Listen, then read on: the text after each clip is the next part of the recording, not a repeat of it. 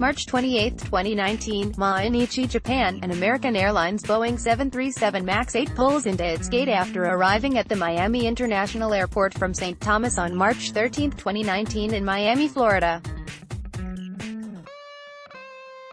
Getty, Kyodo, New York. Kyodo, the anti-stall system in Boeing Co's 737 MAX 8 series aircraft that may have been the cause of 2 fatal crashes will be updated, the company said Wednesday.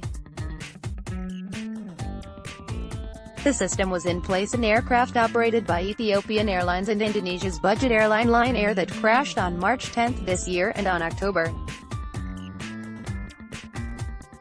29 last year, respectively.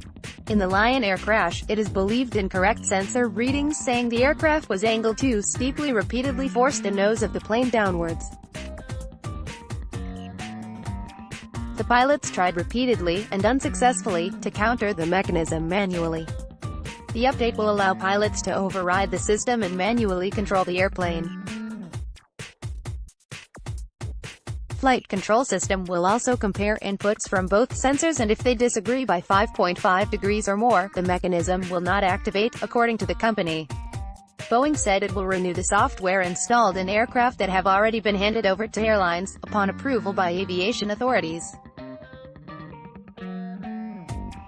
The Lion Air crash into the Java Sea killed all 189 people on board, while the Ethiopian Airlines accident claimed the lives of 157 people. The Boeing 737 MAX 8 aircraft is banned from flying in about 40 countries including the United States and Japan.